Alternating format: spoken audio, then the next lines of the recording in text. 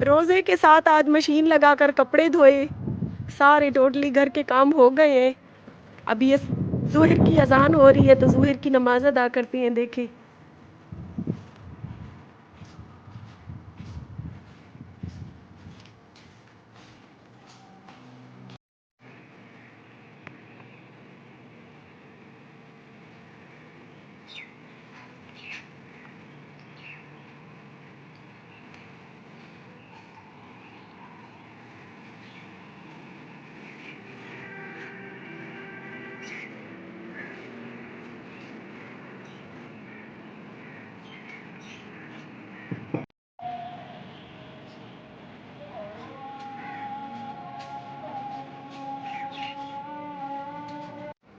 बिस्मिल्लाहिर्रहमानिर्रहीम। अस्सलाम वालेकुम। उम्मीद है हमारे तमाम देखने वाले बहन भाई खैरो खैरियत से होंगे। अल्लाह ताला आप सबको खुश रखे, आबाद रहें, आमीन या रब्बुल आलमीन। तो इसी नेक दुआ के साथ करती हूँ मैं अपनी आज की वीडियो का आगाज़। और आज माह रमज़ान का है, पाकिस्तान में चौथा रोज़ा, मुझे है तीसरा रोज़ा, और जो हमारे प्रदेश से बहन भाई देखते हैं उनका तकरीबन होगा आज 5वां रोज़ा। तो इस नेक महीने में यही दुआ दूंगी कि अल्लाह ताला आपकी और हमारी बेटियों के नसीब अच्छे करे। यकीन करें बेटियों से डर नहीं लगता। जब अपने हालात की तरफ देखती हूँ तो बेटियों के नसीब से बहुत ज्यादा डर लगने लग जाता है कि हम तो इस दुनिया से चले जाएंगे। पीछे जो ऐसे मनहूस हमारी बेटियों के मत्थे लगेंगी शौहर के नाम पे, वो पता नहीं कैसी बदसलूकी करती हैं हमारे साथ। तो जैसे भी हालात है हम लड़ रहे हैं, आगे हमारी बेटियां पता नहीं हालात से लड़ने की हिम्मत रखेंगी या नहीं। तो मैं बहुत मजबूर हो गई आज ये वीडियो बनाने पर। मैं ये वीडियो नहीं बनाना चाहती थी, ना ही मैं इस बंदे के ऊपर बात करना चाहती थी। मैंने सब कुछ अल्लाह पर छोड़ दिया था। मैंने खुद को इतना मसरूफ कर लिया था कि यकीन करें मैं सारा दिन यूट्यूब भी नहीं ओपन करती थी। बस अपनी वीडियो बनाती थी और अपलोड करके उसके बाद मैं पलट के नहीं देखती थी, क्योंकि चंद ऐसे मुखालिफ हैं जो मेरे नाम से वीडियोस बनाकर व्यूज लेते हैं, तो उनको देखकर भी मेरे दिल से बददुआएं निकलती थी। लिहाजा मैंने अपने आप को बहुत ज्यादा मसरूफ रख लिया। कल का मेरा रोजा छूट गया था क्योंकि मेरी आंख नहीं खुली, और कल सारा दिन मैंने मशीन लगा के कपड़े धोए। उसके बाद प्यारे बहन भाइयों ये महीना पूरा हुआ तो दूध वाले ने पैसे मांगने शुरू कर दिए। तकरीबन 18,500 से 19,000 उसका दूध वाले के पैसों का बन रहा था। जिस तरह से मैंने आप सब बहन भाइयों को दिखाया था इस महीने की जो मेरी इनकम आई थी, उससे बड़ी मुश्किल से मैं अपने घर का गुजारा कर रही हूँ। राशन लेने के बाद यकीन करें मैं शाम को 150-200 की सब्जी लेती हूँ, जिससे सिर्फ हम रोटी सालन बनाते हैं और रोटी खाते हैं। और माह रमजान में मैं रोजे के साथ खड़ी हूँ, कोई फ्रूट नहीं है, कोई कुछ नहीं है, बस हम अल्लाह की आस पे रोजे इख्तियार कर रहे हैं। ऊपर से बच्चे भी बेचारे मेरी तरफ देखती हैं कि ईद आने वाली, अम्मी हमारे कपड़ों का भी कुछ नहीं सोच रही। इस बंदे ने मुझे एक एक पाई के लिए मोहताज कर दिया। और जब से मैंने इससे शादी की, यकीन करें ऐसा कोई मनहूस बन के मेरी जिंदगी में आया, मैं एक दिन भी खुश नहीं रह सकी। मेरी बेटी चली गई, उसके बाद इसने रोज के झगड़े, रोज की परेशानियां दे दे के मुझे इतना डिप्रेशन का मरीज कर दिया कि मुझसे वीडियो भी नहीं बनती थी। मैं वीडियो कहती थी कि क्या बनाऊं, कैसे बनाऊं, इस तरह से मतलब परेशानी में। तो अभी मैंने खुद को परेशानी से निकाला जब अपने मासूमों की तरफ देखा कि ऊपर अल्लाह पाक की जात है, नीचे इन मासूमों का तो कोई भी नहीं है। लिहाजा मैंने अपनी रोज की वीडियो बनानी शुरू कर दी। और आप सब बहन भाई प्लीज सपोर्ट करें, वीडियो को मुकम्मल आवाज किया करें, आगे शेयर करें। और प्यारे बहन भाइयों, दूध वाले ने कल मुझे कहा कि बीबी महीना पूरा हो गया, आप अब जो है ना मुझे पैसे दें। तो मैंने दूध वाले को कहा कि मुस्कान के बाबा को कॉल करे और उसे कहे कि दूध के पैसे वो दे। तो उसने कहा बाजी मैं उसको कॉल करता हूं तो वो मेरी कॉल नहीं उठाता है। मैंने उसको कहा अपना मोबाइल भाई मुझे दो, मैं आपके नंबर से कॉल करती हूँ। मैंने दूध वाले का नंबर मोबाइल अंदर मंगवाकर उसके दूध वाले के नंबर से इसको 2-3 कॉलें की, लेकिन इसने उसका कॉल नहीं उठाया। फिर मैंने अपने नंबर से इसको अनब्लॉक करके कॉल की तो ये इसने मेरा नंबर भी नहीं उठाया। तंग आके मैंने रोकर इसको व्हाट्सएप पे वॉइस की कि मेरा क्या कसूर है, मेरा क्या जुर्म है, तुम मुझे किस जुर्म की सजा दे रहे हो? अगर तुमने मेरे साथ यही करना था, ऐसा सलूक करना था, तो तुमने बच्चे पैदा क्यों किए थे? मेरे पहले वाले बच्चे रूखी सूखी खा के बड़े हो गए थे। मैंने तो ये सोचा था कि एक मर्द के साथ शादी करूंगी तो वो खानदानी होगा और मुझे जो है ना और मेरे बच्चों को सपोर्ट करेगा, हमारा सहारा बनेगा। ये नहीं कि लूट पाट कर हमें जलील करने के लिए छोड़ देगा। प्यारे बहन भाइयों, इसने मुझे कोई रिप्लाई नहीं दिया। जब मैंने रोकर इसको वॉइस की तो आगे से इसने काफी सारी ऐसी बेहुदा वॉइसें की जो मैं इसकी शेयर नहीं कर सकती आप सबके साथ। माह रमजान का महीना है, ऐसे ना अपना तमाशा बनवाना चाहती हूँ। इन लोगों की तो वैसे कोई इज्जत नहीं है। लिहाजा जब मैंने इसको व्हाट्सएप पे अनब्लॉक करके रोकर मैसेज किया तो आगे से इसने मुझे यही कहा मैं दूध वाले को कॉल कर देता हूँ। मैंने कहा 10-12 दिन से तुम दूध वाले को ऐसे कहते हो कि 1-2 दिन में दे देता हूँ, 1-2 दिन में दे देता हूँ।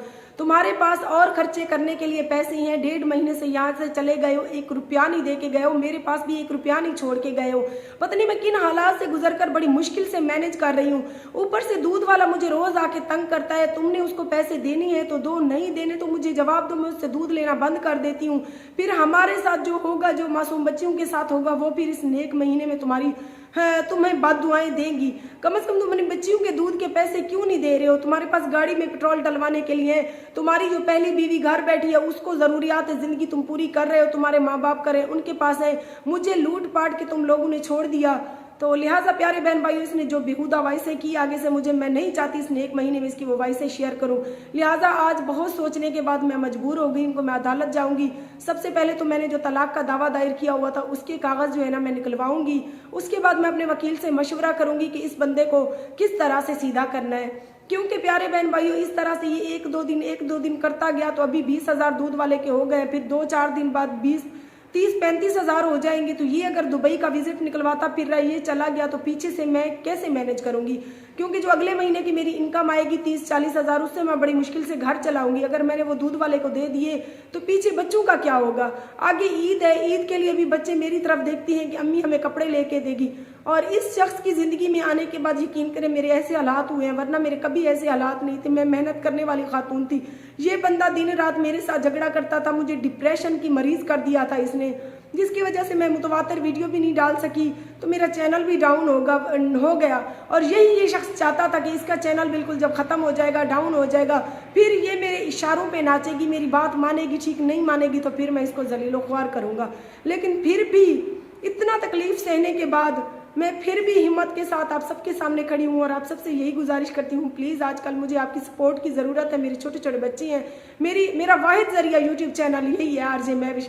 इधर से मेरी वीडियो को देखें, आगे शेयर करें, मुकम्मल वॉच करें, ताकि मेरी जो इनकम आए उससे मैं अपने बच्चों की ज़रूरियात ज़िंदगी पूरी कर सकूँ। मैं रोज़े के साथ रोना नहीं चाहती, लेकिन फिर भी मेरे दिल से उन लोगों के लिए भी बददुआएं निकलती हैं जो लोग व्यूज़ के नाम पे मुझे जलील करते हैं, चाहे वो औरतें हैं चाहे वो मर्द हैं। ये नेक महीना है, वो लोग भी जितना मुझे तंग कर रहे हैं ना करने दे, मैंने सब कुछ अल्लाह पे छोड़ा हुआ है। लिहाजा प्यारे बहन भाई, मैं अदालत चलती हूँ, अदालत से इसको कॉल करवाऊंगी अपने वकील की।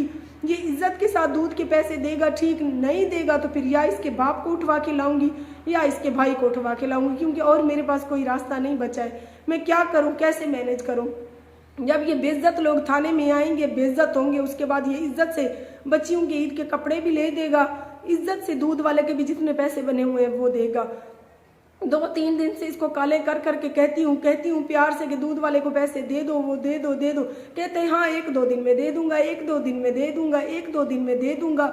1-2 दिन ही इसके नहीं आ रहे, बाहर घूमता फिर रहा है। कम से कम कोई मजदूरी भी करे तो अपनी बच्चियों की ज़रूरियात ज़िंदगी तो ये पूरी कर सकता है। ऐसा हड हराम है, 8 महीने से मुझे खाया, मेरे ऊपर भौंके ये लोग, फिर मुझसे पीछा छुड़ाने के बाद भी ये आज़ाद लाइफ जीता फिर रहा है कि मेरे पास गाड़ी है, मेरे पास माँ बाप का घर है, रात को जाके वहाँ सो जाता हूँ, सुबह उठता हूँ, रोटी खा के गाड़ी में पेट्रोल डलवाता है और घूमता फिर रहा है। इसकी तो ज़िंदगी आसान हो गई ना, ज़िंदगी तो मेरी इसने मुश्किल कर दी।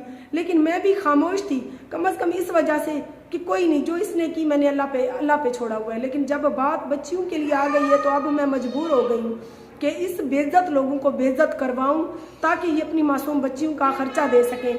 जब मैं इसको कोई भी बात करती हूँ तो आगे से मुझे कहता है क्यों पहले शौहर से बच्चों का खर्चा दो, लो मैं फिर दूंगा। वो तो नशई था, वो तो दीन दुनिया से ख़त्म हुआ था, लेकिन तुम तो अच्छे खासे हो, तुम तो कमाने वाले हो, करने वाले हो। अगर तुम अपनी बच्चियों की ज़रूरियात पूरी नहीं करोगे तो तुम्हें तो ऐसे नहीं छोड़ूंगी। तुम्हें तो मैं यकीन करो जहाँ से भी ढूंढना पड़ा पकड़ के तुम्हें खींच के अदालत लाऊंगी। तो मैं आज रोज़े के साथ यकीन करें सुबह घर के काम किए हैं, अभी अदालत चलते हैं, वहाँ पर देखती हैं क्या होता है, फिर आप सबको वापस आके बताती हूँ। आप सबसे गुजारिश है मेरी वीडियो के साथ साथ रहें।